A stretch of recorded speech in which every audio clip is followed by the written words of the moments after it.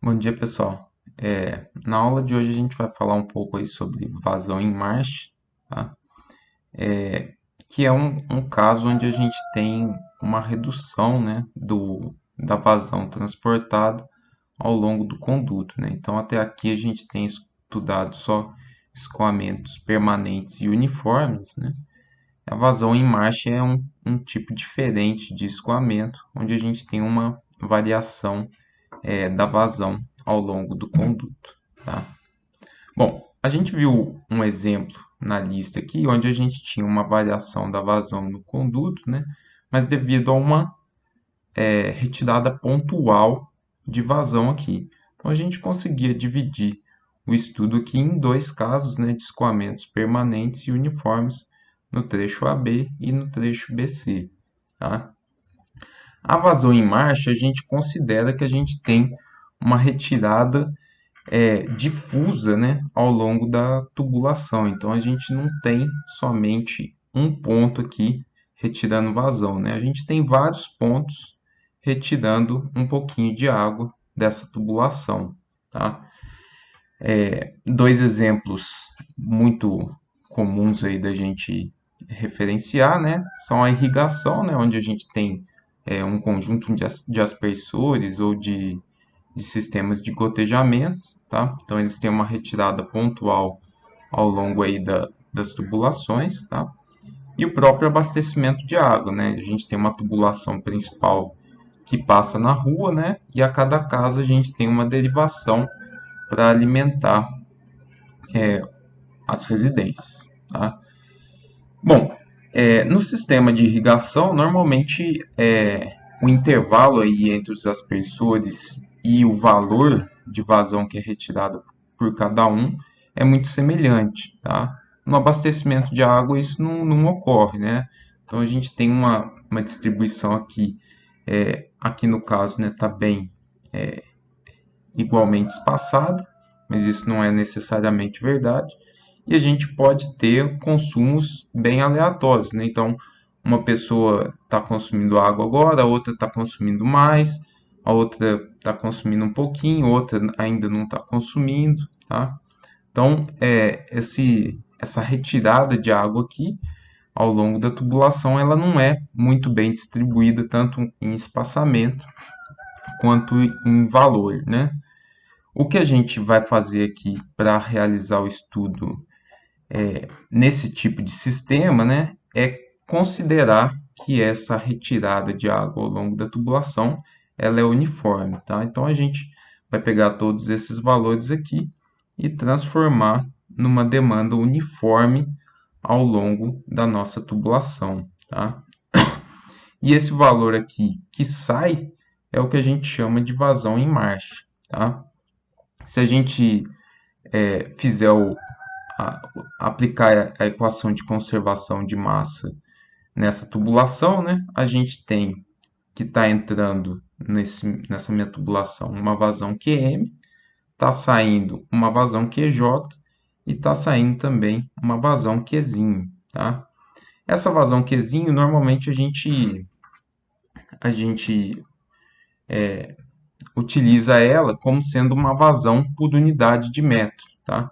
Então, se a gente for calcular ela, né, o valor dela é o que entra, menos o que sai aqui, né, dividido pelo comprimento. Então, quer dizer que a cada metro de tubulação sai uma vazão X, né, uma vazão Qzinho de X litros por segundo, tá? Então, essa aqui é a definição de vazão em marcha.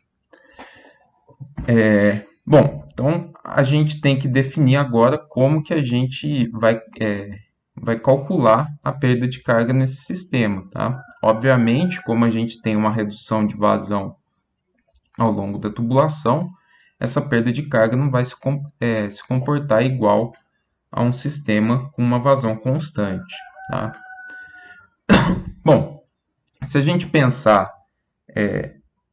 de forma prática, a gente tem que aqui no início da tubulação, a gente tem uma vazão grande, tá? E no final da tubulação a gente tem uma vazão menor, porque certo valor saiu ao longo da nossa tubulação, tá?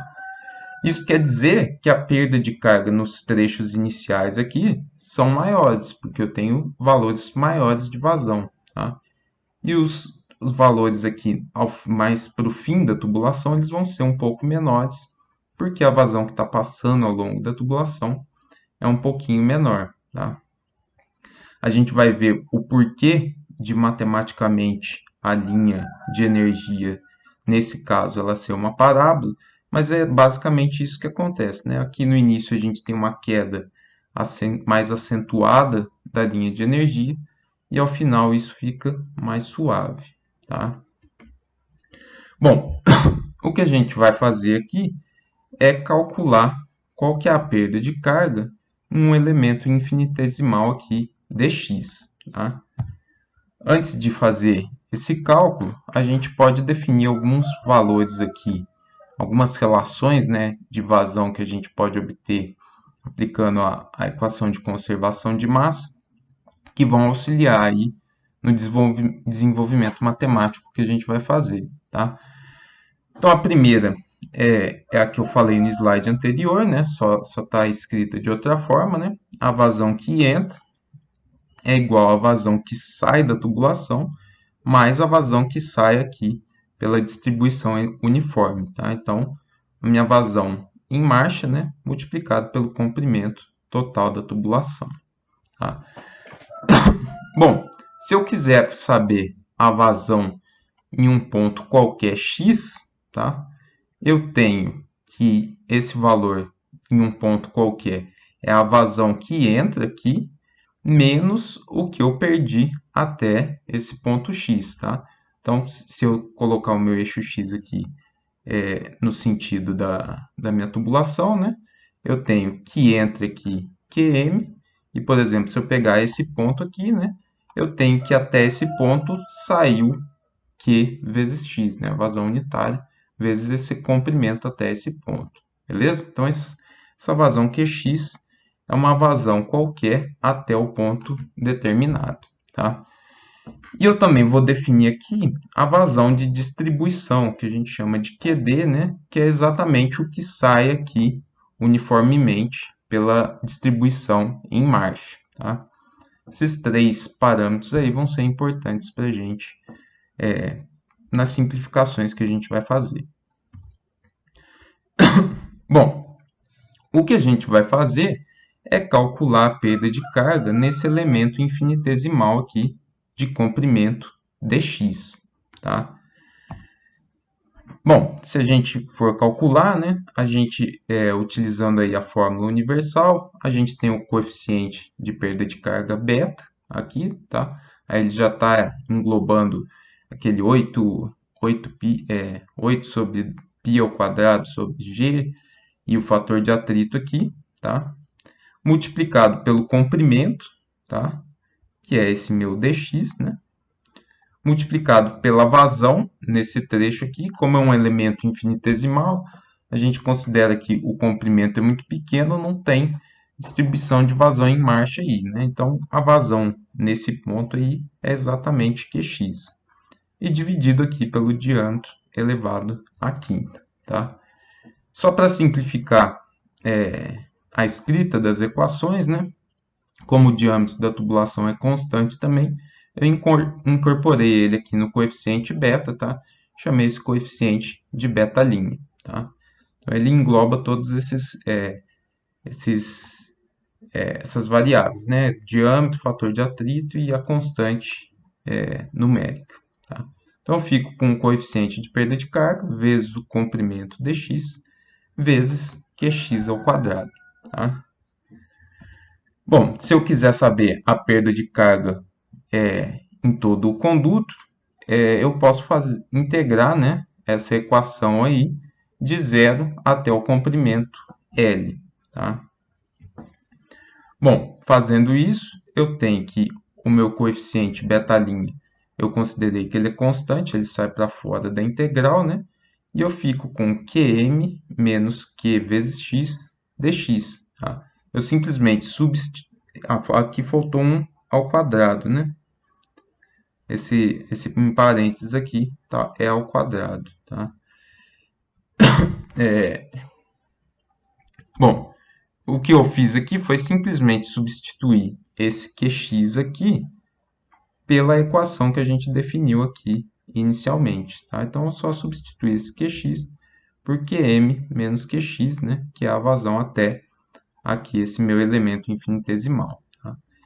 Bom, fazendo aqui, né? Faltou ao quadrado, mas abrindo essa, essa potência aqui, a gente fica aqui com QM ao quadrado menos 2 vezes QM vezes QX, Qzinho ao quadrado vezes X ao quadrado dx, tá?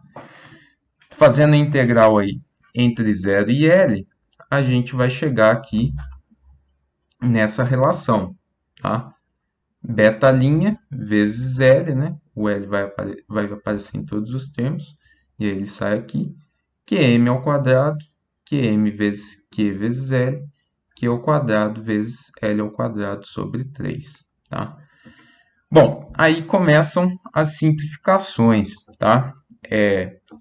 Todo esse termo aqui, a gente pode aproximar por uma outra potência aqui, que é mais ou menos Qm menos 0,45 vezes a QD, né? Então, esse Q vezes L aqui é a minha vazão de distribuição, tá? Eu posso substituir esse Q vezes L e esse Q vezes L aqui também por QD, tá? E aí, essa parte aqui do parênteses, ela fica aproximadamente Qm menos 0,45 QD ao quadrado, tá? Essa é uma aproximação, tá? Bom, o que a gente pode fazer, né, é tentar substituir essa relação aqui por uma vazão qualquer que a gente vai chamar de uma vazão fictícia, tá? Esse valor aqui interno, QM menos 0,45 QD, a gente pode, de novo, né, aproximar como sendo QM menos meio a vazão de distribuição, ou então QM menos 0,5, né, meio, a vazão em marcha vezes L, tá? Bom, se a gente substituir aqui esse QL por utilizando essa primeira relação aqui, a gente chega que esse valor aqui dentro desses parênteses, ele é ele é aproximadamente, né, a vazão que entra mais a vazão que sai da tubulação dividido por 2, tá? E esse valor aqui a gente costuma chamar de vazão fictícia, tá? Por que a gente chama de vazão fictícia? Que é uma vazão teórica, né, que vai produzir a mesma perda de carga, vai produzir que essa vazão aqui distribuída, né, o escoamento aqui nessa tubulação com a vazão distribuída provocaria, tá? Então a gente consegue ponderar como que essa retirada de água aqui vai ir reduzindo, né, o valor de perda de carga ao longo da tubulação, tá? Mas vocês notem que tem duas simplificações matemáticas aqui para a gente chegar nesse processo, tá? Bom, esse valor da vazão fictícia aqui, a gente pode calcular e aplicar em qualquer equação de perda de carga, né? Aqui a gente fez utilizando a fórmula universal, mas eu posso calcular essa vazão fictícia e aplicar, por exemplo, na fórmula de Hazen-Williams também, sem problema nenhum, tá? A gente tem um problema que a gente tem duas situações, né? A gente fez aqui a dedução para uma tubulação onde a gente tem uma entrada e uma saída de água, mas a gente pode ter alguns casos que a gente entra com determinada vazão e toda essa vazão é consumida ao longo da tubulação, tá? E aí esse meu QJ aqui, ele é igual a zero, tá? Esse caso a gente chama de ponta seca, tá? E se a gente fizer a substituição aqui de QJ, com QJ sendo zero, nessa nossa integral aqui, tá? A gente vai chegar na seguinte relação aqui para vazão fictícia, né? Que ela é igual à minha vazão que entra dividida por raiz de 3, tá? Então, tomar cuidado que a gente tem essas duas situações aí quando a gente tem vazão em marcha, tá? A gente tem o caso da tubulação, que a gente tem uma entrada e uma saída de água, além da vazão em marcha, né? E tem o caso onde a vazão é totalmente consumida na tubulação e a gente tem essa ponta seca, tá? Então a diferença que a gente vai ter aí, né, é exatamente essa. A gente só vai calcular uma vazão fictícia, né, que consiga reproduzir, né, a perda de carga que a gente tem nessa tubulação com essas derivações aqui uniformes, tá? Bom, para finalizar a aula, eu trouxe um exercício aqui para a gente ver como que a gente aplica aí essa vazão em marcha. Tá? Então, tem uma tubulação aí de 300 milímetros, então toda tubulação tem 300 milímetros de diâmetro e coeficiente de Hazen-Williams de 110. Tá? Aqui no trecho BC, tem algumas residências que têm uma vazão em marcha de 0,05 litros por segundo por metro. Tá? Ele fala que no ponto B a cota do terreno é de 108 e a pressão 127 kPa. Ele pede para determinar as vazões aqui em AB, em CD e o nível do reservatório. Tá?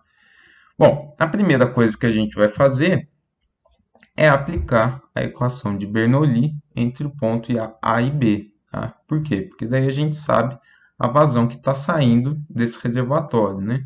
Como ele deu a cota e a pressão no ponto B, a gente consegue aplicar aqui, né, e calcular a vazão através da perda de carga aqui. Tá? Nesse trecho eu não tenho distribuição de vazão em marcha, tá? Não preciso fazer nenhuma consideração da vazão fictícia. Tá? Então, no ponto A, né, eu só tenho a minha carga potencial de 130 do nível do reservatório. No ponto B, eu só tenho a carga piezométrica, porque ele fala e a carga de pressão, né? A carga piezométrica, que é a carga de pressão mais a carga potencial, porque ele fala para desprezar aqui a carga cinética. Tá? Então, aqui eu tenho o termo de pressão, a cota do terreno e mais a perda de carga nesse trechinho aqui. Tá? Então, o comprimento de 300 metros, diâmetro, rugosidade e a vazão nesse trecho. Tá? Então, a vazão que sai ali do meu reservatório AB é de 193,5 litros por segundo. Tá? Bom, o que ele pede agora, né, é para a gente determinar a vazão agora no trecho CD. Tá? Bom, o que a gente sabe, né, é que aqui está entrando 193 litros, né? Aqui eu tenho uma saída, né, de vazão em marcha, que eu posso calcular o quanto está saindo, né, que seria o meu QD, a vazão distribuída. E aí eu teria também uma parcela saindo aqui, que seria o meu QCD. Tá? Então, fazendo esse balanço de vazão, né, eu tenho que a vazão AB é a vazão no trecho CD, mais essa vazão distribuída. Tá? E aí eu consigo calcular a minha vazão no trecho CD, né?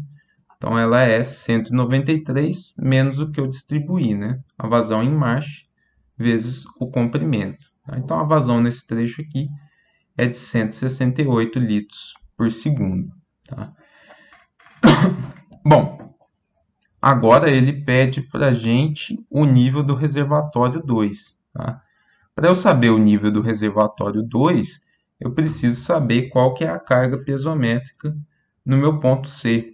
Tá? Por isso eu aplico Bernoulli aqui entre o meu ponto B e o meu ponto C. Tá?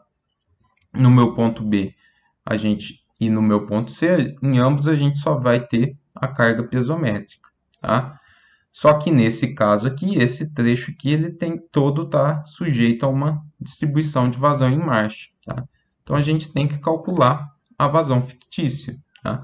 É a vazão que entra mais a vazão que sai, dividido por 2. Tá? Então essa vazão fictícia ela é de 181 litros por segundo. Tá? E aí é a mesma coisa. Só a gente aplicar na fórmula de perda de carga, né, para a gente encontrar qual que é a carga piezométrica no nosso ponto C. Tá? Bom, então fazendo isso, né, chamei aqui a minha carga piezométrica em C de HC, ela vai ser a carga piezométrica em B menos a perda de carga. Tá? Então ela é 107,7. Tá? E aí, por fim, né, é só a gente aplicar agora a equação de Bernoulli no trecho CD. Tá? Então, a minha carga piezométrica no ponto C ela é igual ao nível do reservatório no ponto D, né? Mais a perda de carga que eu tenho nesse trecho. Eu já calculei a vazão que está passando nesse trecho, eu consigo calcular a perda de carga nele, né? Eu tenho o diâmetro e a rugosidade também. Então, fazendo esses cálculos, né, a gente chega que aqui o nível do reservatório é de 91 metros. Tá? Então, a vazão em marcha, né, quando a gente tiver essa retirada uniforme aí de água ao longo da tubulação, a gente tem que fazer esse cálculo aí, da vazão fictícia, né, para fazer o cálculo da perda de carga. Tomar cuidado se o trecho for uma ponta seca, né, que a gente tem uma forma de calcular essa vazão fictícia diferente, tá? E sempre tomar cuidado também para analisar aí, a equação da continuidade, tá? Então, sempre que eu tiver a distribuição, eu tenho que verificar depois, né, as vazões que entram e que saem aqui para fazer cálculos posteriores. Então, são esses dois pontos principais que a gente tem que tomar cuidado em problemas desse tipo, tá? Calcular a vazão fictícia e sempre verificar aí a equação da continuidade.